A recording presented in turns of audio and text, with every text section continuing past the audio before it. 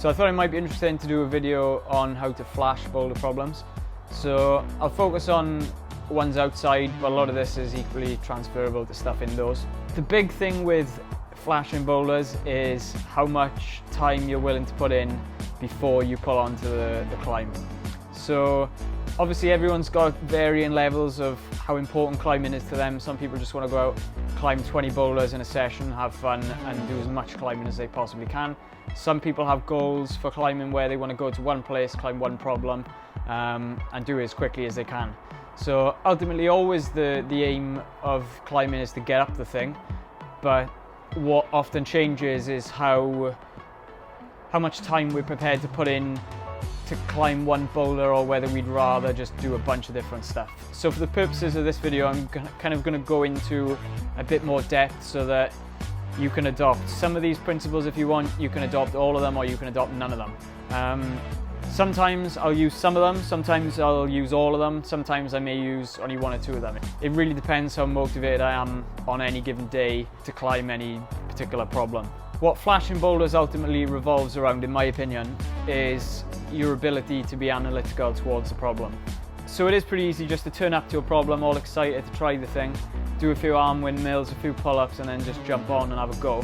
And I've done that as well myself. What you want to try and do, in my opinion, is to spend as long as you possibly can analysing that climb and looking at every aspect of it before you pull on. Obviously there's an element of this that will kind of build expectation or build pressure in your head.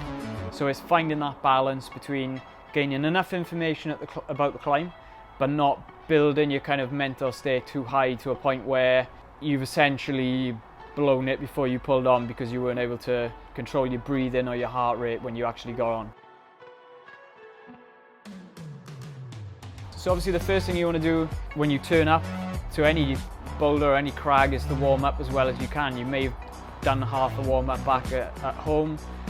You may be warming up completely at the crag, but number one thing is get that warm up routine and try and make it consistent so you do it every time. So you want to try and focus on finding all of the handholds, finding all of the footholds. Once you've got those and you've got them chalked up, there'll always be some things that maybe you can't reach. If there's stuff that's too high to just reach with a brush, maybe think about investing in a stick brush to brush higher stuff. Or if you're trying something highball, maybe you've got a ladder or maybe you've got a rope or something. But ideally you want to try and clean and chalk as much of the problem as you possibly can before you get on. The last thing you want to be doing is scrabbling over the lip of something and putting your hand in like wet jugs or grabbing loads of leaves and stuff. It generally doesn't end well. So once you've chalked all the handholds, the footholds, anything else that you may think you're going to need, you've essentially turned a piece of rock into a boulder problem. And the mental shift of that is definitely not to be undervalued.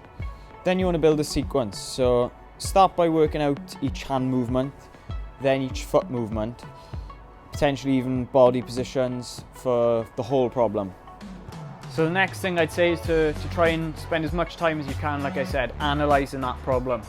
So you want to be looking at everything. You want to be looking at videos of the climb. If you've got internet or you can go on your phone before you go out, take a few videos of the problem so you can see different people climbing it in maybe different sequences, people with different body shapes, height. That'll be really useful.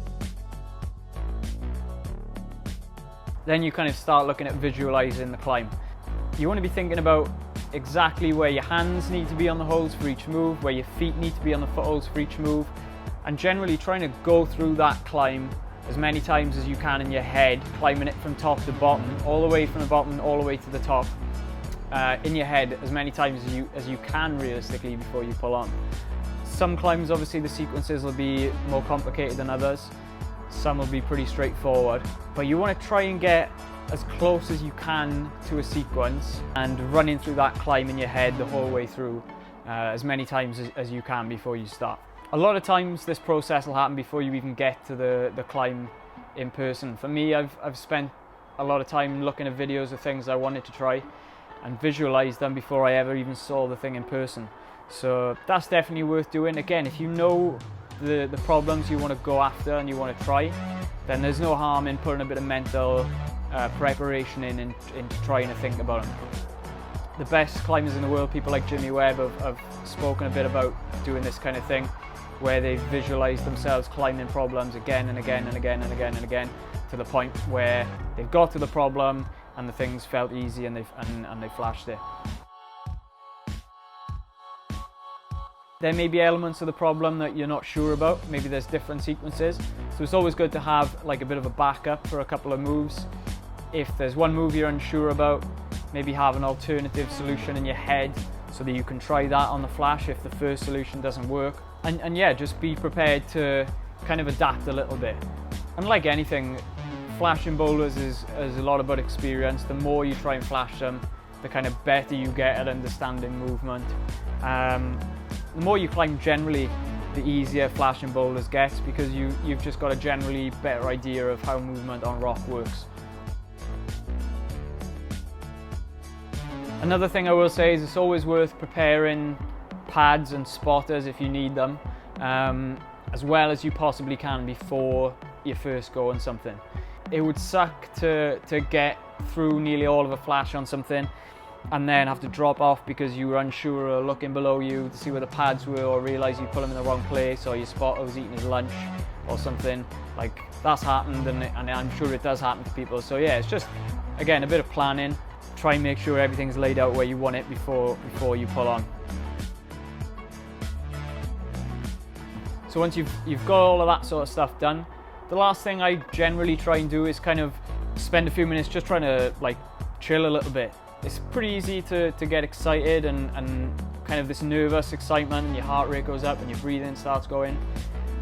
It's really important, I think, for me at least, to try and slow that all down and just try and relax a little bit before pulling on.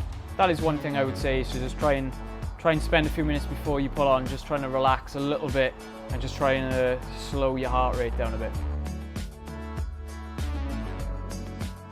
And then the last thing, maybe probably the most obvious thing I could say, but it's to just try as hard as you possibly can.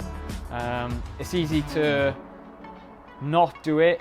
It's quite a lot harder to do it, and I'm still learning all the time about how hard I can actually try. Trying hard is like anything. The more you practice trying hard on problems, the easier it gets. So yeah, that's pretty much it. If you flash the thing, great. If you don't flash the thing, which is a large percentage of the time, what's the goal next? So for me, if I don't flash the thing, it's usually about, okay, what's the process from not flashing the thing to actually doing it as quickly as you can? I think in the next video I'll talk a little bit about that, because there is, again, a bunch of tactical, technical things that you can think about to try and climb boulders as quickly as you possibly can. So yeah, if that's of interest, watch the next one.